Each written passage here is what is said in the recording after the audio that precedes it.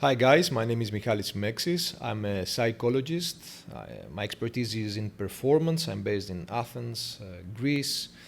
This is the Psych to Perform series, and we're going to discuss about injury, what is injury, how injury affects the quality of training, the performance of an athlete, what it means to athletes, and how athletes can better cope with inevitable injury when that might occur.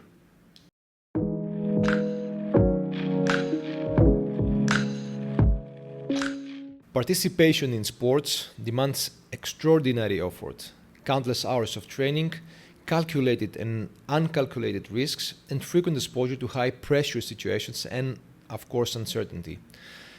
Despite these challenges, sport offers moments of intense satisfaction, enthusiasm, and passion, experiences rarely found elsewhere. Injury, however, is an inherent part of sport. Whether minor or severe, it can affect any athlete. Now, according to the literature, over 17 million injuries are reported annually in the United States alone.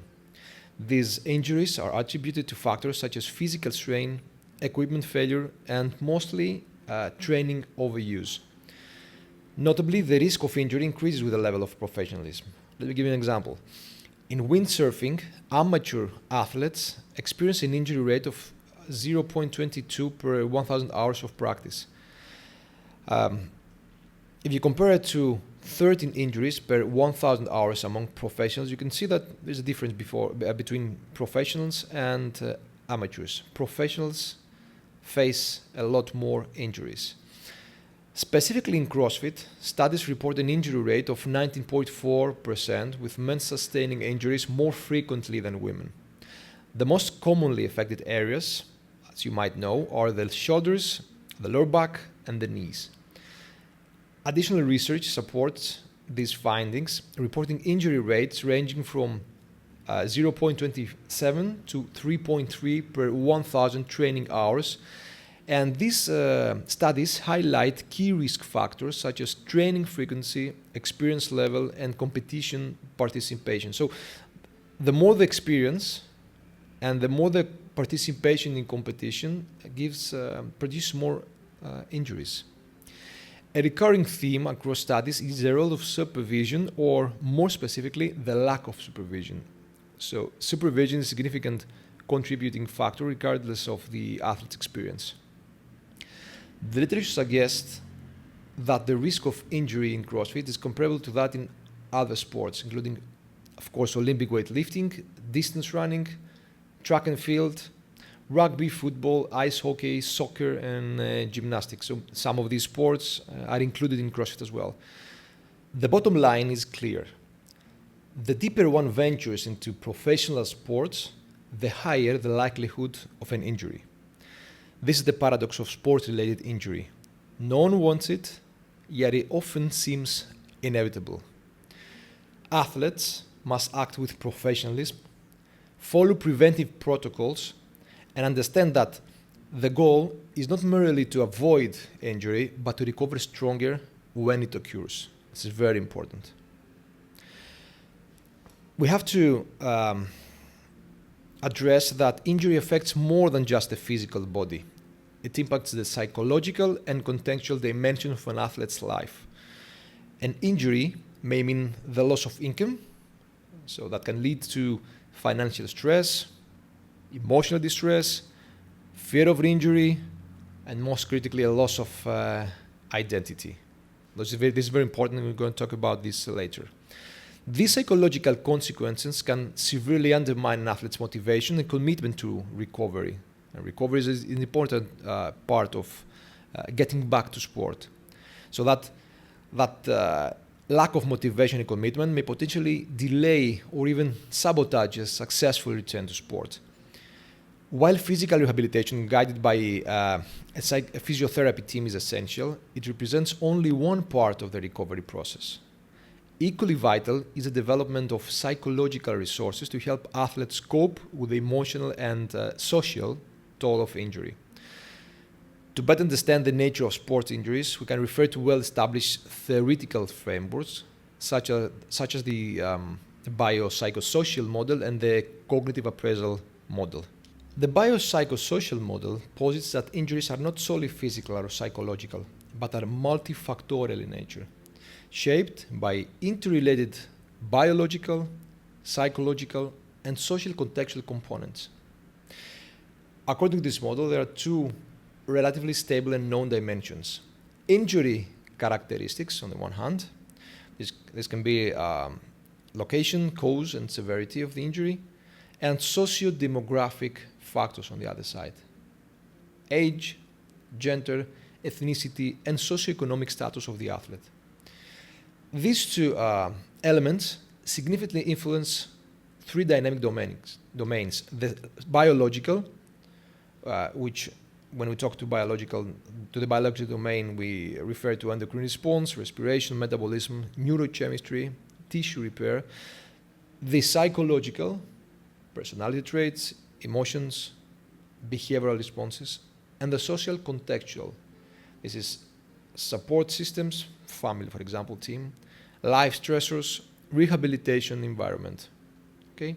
These three domains interact to shape intermediate outcomes. So it's the next phase, such as range of motion, strength, and endurance, and ultimately determine long-term rehabilitation outcomes like functional performance, quality of life, treatment satisfaction, and readiness to return to sport.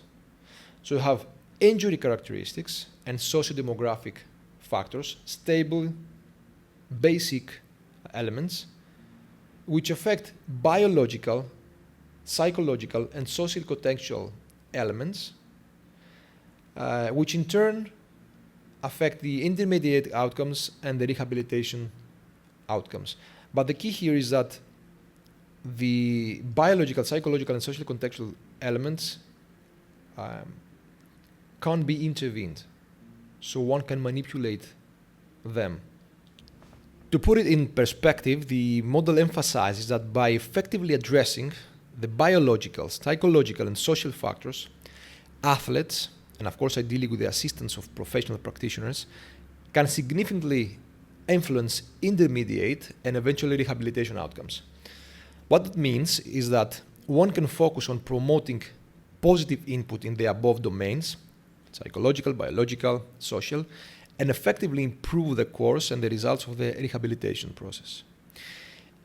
Injury may be inevitable in sports, but with a comprehensive biopsychosocial approach, athletes can build resilience and return stronger, both physically and mentally. Now, from another perspective, we have the cognitive appraisal theory. Cognitive appraisals shape the emotional responses that emerge, which can be either constructive or destructive.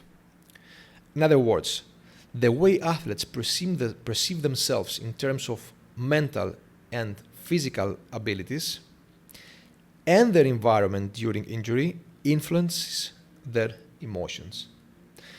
Examples include fear of injury, anger, and depression.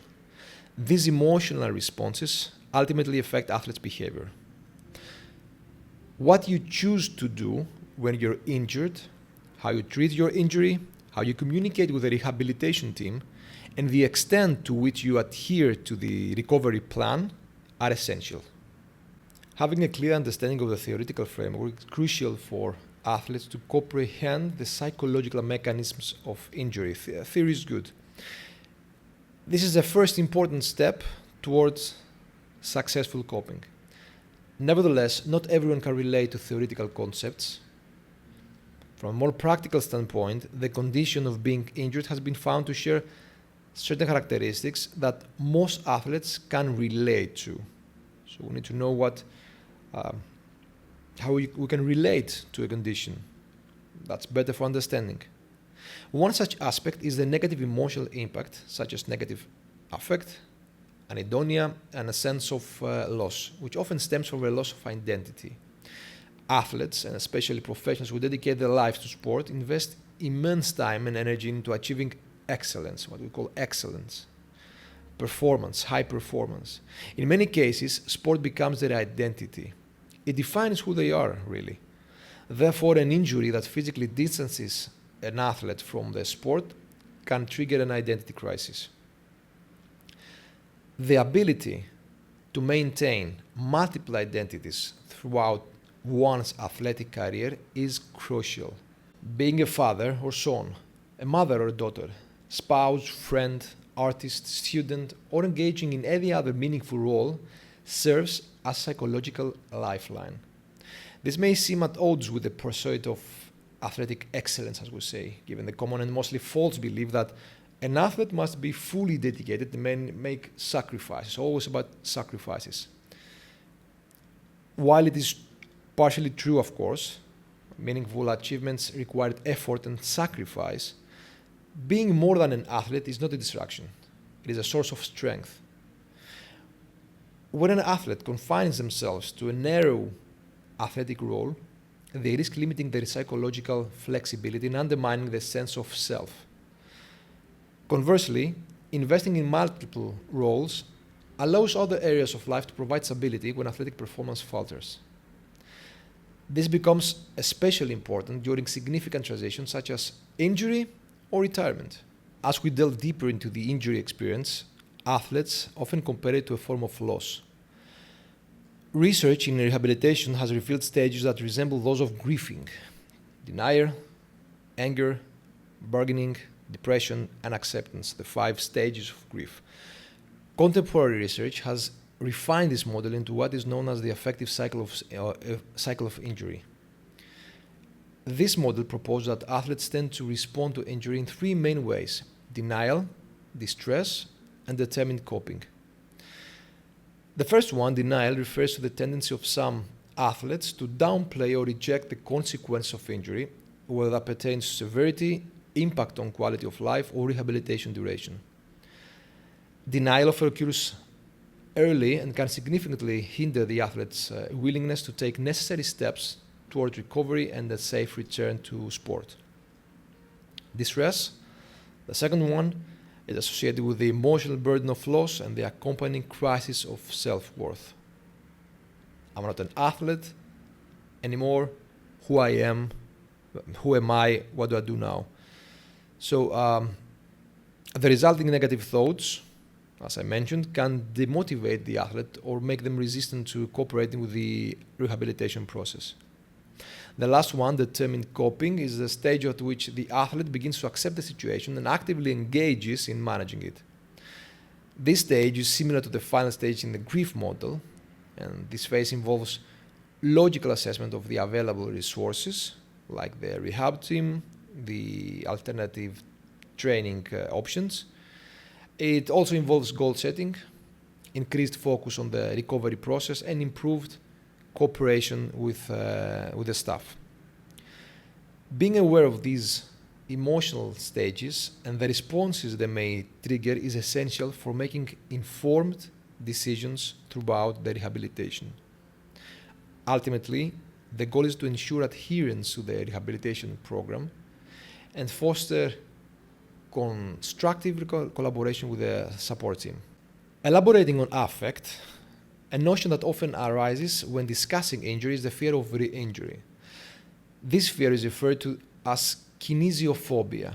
Kinesiophobia describes an individual's tendency to avoid movements or activities that might lead to injury due to pain or the psychosocial burden stemming from the injury-related consequences. This can be rehabilitation, or the whole process of rehabilitation, time away from sport, and other. The impact this has in sport includes reduced participation, delayed return to play, or once one has returned to sport, distraction that can impair performance. It can be thoughts or pain, or perceived pain, to be more exact. While an in-depth exploration of this concept is beyond the scope of this review, discussing effective coping strategies is really worthwhile. There are several tools that can help athletes cope with the fear of re-injury. One commonly used by physiotherapists, since it also supports the physical recovery, is graded exposure. We use it also in CBT. This involves gradually exposing the athlete to fear-inducing situations, starting from less threatening ones, for example, standing on the injured knee, and progressing to more challenging ones. For example, practicing in the stadium where the injury occurred.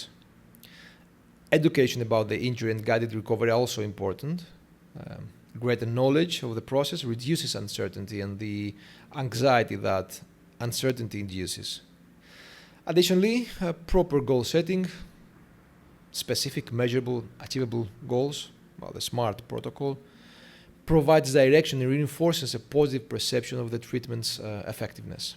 Other useful strategies include psychological skills such as imagery, self-talk, and relaxation techniques. Psychological techniques are well known in the field of sports psychology and are considered essential tools recommended by professionals and used by athletes. Why is that? Because athletes can eventually learn to apply these techniques autonomously without constant guidance from a professional, requiring only periodic supervision. Imagery involves visualizing the performance of an action and experiencing it using all the senses: touch, feeling, vision, smell. The goal in imagery is for the athlete to relive moments kinesthetically and to stimulate the neuromuscular system as effectively as possible. Research has shown that when imagery is performed correctly, it activates the chain of neural signals all the way from the brain to the muscles without actual having any muscle movement. The combination of physical rehabilitation and imagery is considered to have a highly effective, high effect, is highly effective for returning to sport, or even practicing movements, or enhancing focus when you are in sport. Let me make it more clear. The following simple principles make it clear. Physical training is better than imagery, okay? Physical training combined with imagery is better than physical training alone. Imagery is better than not training at all. The last point is especially relevant during injury recovery. It's a valuable tool when physical training is limited, so athletes should use it. It's for their benefit. And then imagery should be incorporated into physical training as soon as the body allows. The combination of imagery and physical training as a second stage implementation is a recipe for a more efficient return to sport. Then we have self-talk interventions. These interventions include techniques such as cognitive restructuring, positive thinking, and self-monitoring. These interventions help athletes recognize and replace negative thoughts with more constructive ones. A recommended protocol is as follows. It's a protocol for sport injury. Step 1. Athletes express their sensations and thoughts about various areas of life. That could be health, athletic condition, academic situation, social environment that they might be involved at that time. Secondly, they identify and write down the negative thoughts that may hinder the recovery process. What are the thoughts I'm making on the previous elements or contexts that hinder my recovery process? 3, they explore the positive aspects of the injury, such as social support, increased resilience, and improved coping skills. They're always a positive side. 4, based on these positive elements, they create affirming self-statements. For example, I'm getting healthier and stronger every day. And the 5th step, these statements are used to develop mental resilience. So that's a protocol from now in Austro. There are several other protocols that utilize self-talk. All in all, it's important to return to the article's initial statement. Athletes must understand that the goal is not merely to avoid injury, but to recover stronger when injury occurs. Achieving this relies heavily on how athletes perceive their injury, how the athletes perceive their level of resilience, and crucially, the social support that is available to them. The family, the teammates, the coaches, the physiotherapists, the mental health professionals, among others. All these factors together shape their ability to cope with adversity and return not only stronger, but also better and wiser. So this is the important thing, bottom line. You need the support, the social support, and you need to adhere to the rehabilitation process. It's part of sports, it's part of the life and the career of a professional athlete. Better to avoid it, even better to be able to cope when it comes. Thank you for staying with me. Thank you for listening. All the best.